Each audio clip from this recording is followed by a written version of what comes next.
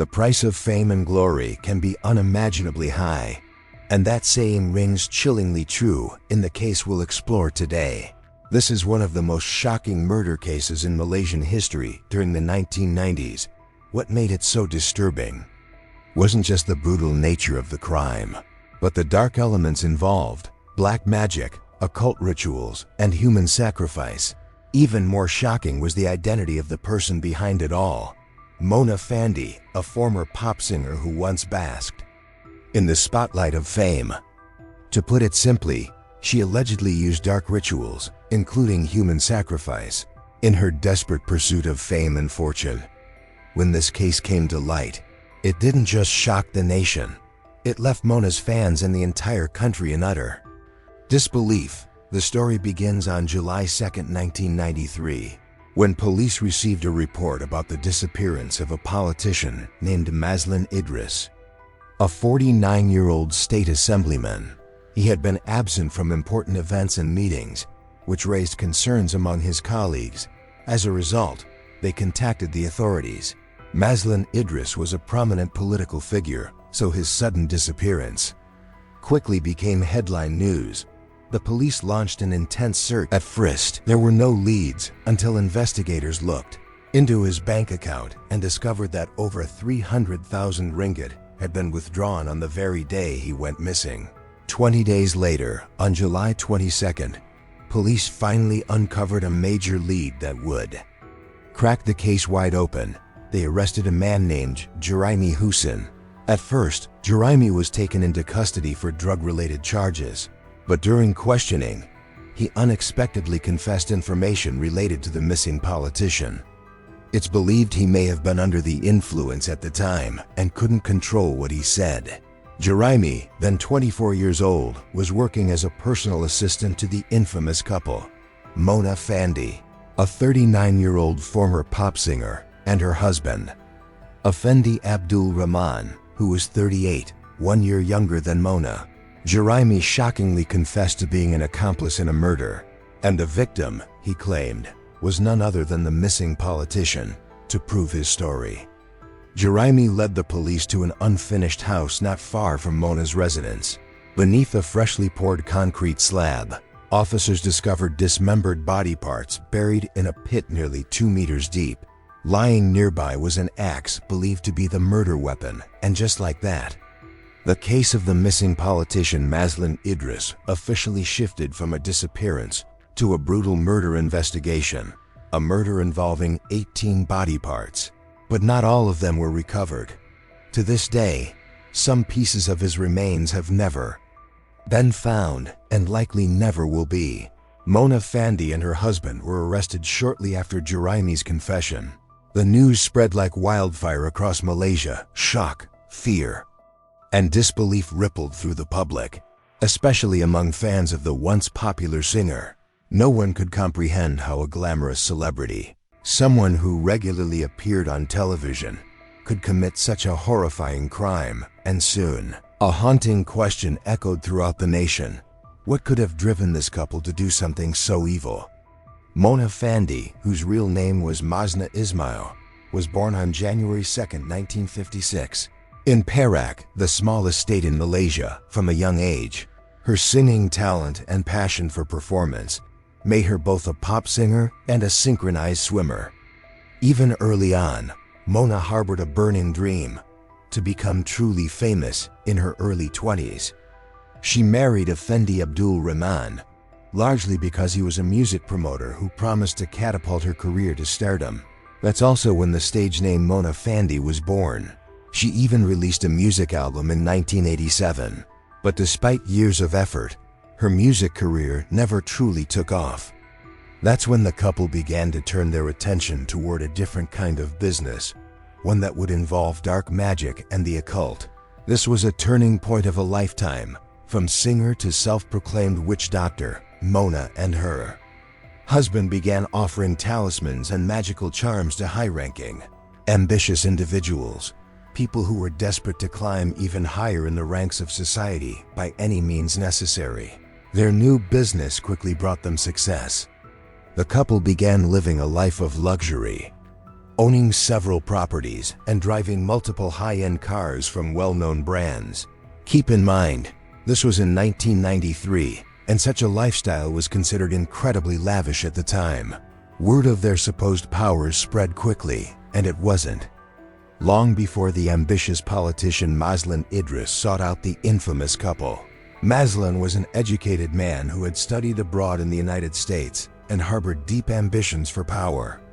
Perhaps the biggest mistake of his life was believing Mona's promises. He was convinced that, for 25 million ringgit, he could obtain a sacred talisman that once belonged to a former president, a charm that would supposedly help him become a successor and protect him with an invisible force. Completely under their spell, Mazlan handed over a down payment of 500,000 ringgit, along with 10 land ownership certificates to Mona and her husband. The cleansing ritual was scheduled for 10 o'clock p.m. on July 2nd. That night, Mazlan was invited to the couple's private residence. Juraimi Hussein, Mona's assistant, helped them carry out the ritual.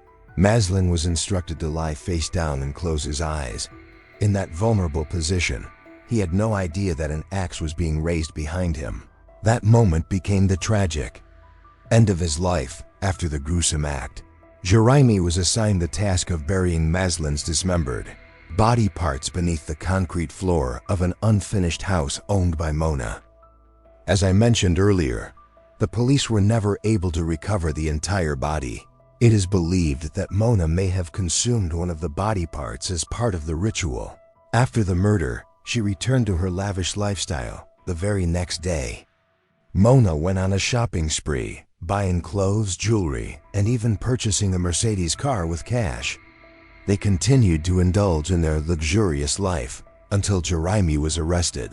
The first trial took place in August 1993. All three of them were charged with murder, but none of them confessed. In the months that followed, what disturbed the public the most were the photos of Mona Fandey circulating online. In every single one, she was smiling brightly, a haunting smile that sent chills down my spine.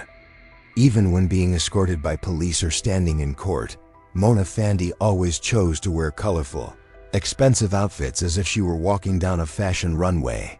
She beamed at the cameras and smiled radiantly in front of the crowd. Her bizarre behavior was unlike any criminal standing trial. It seemed like she believed it was just another public appearance, her moment in the spotlight. At one point, she even said, "Now I have many fans. Thank you for publishing beautiful stories and photos of me."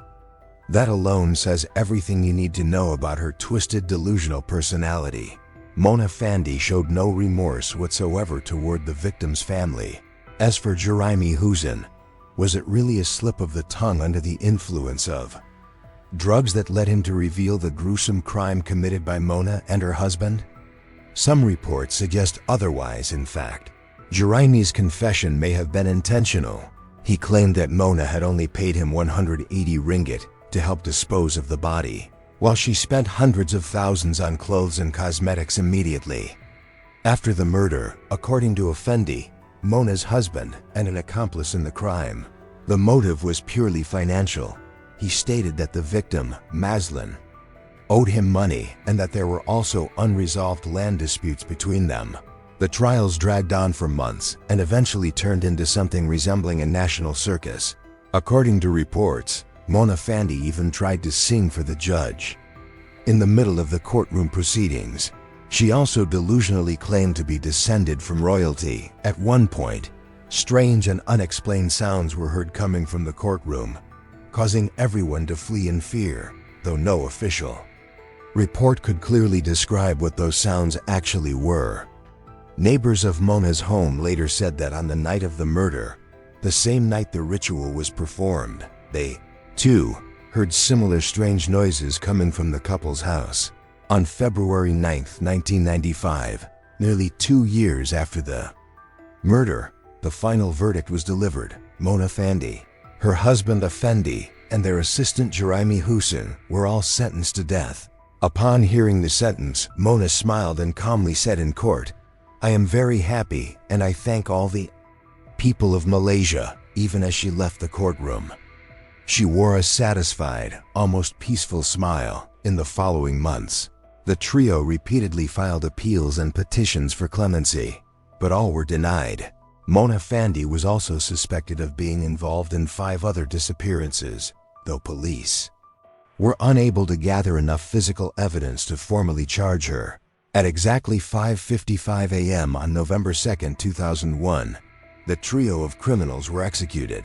Just moments before her death, the wicked woman, Mona Fandey, chillingly declared, "I will never die."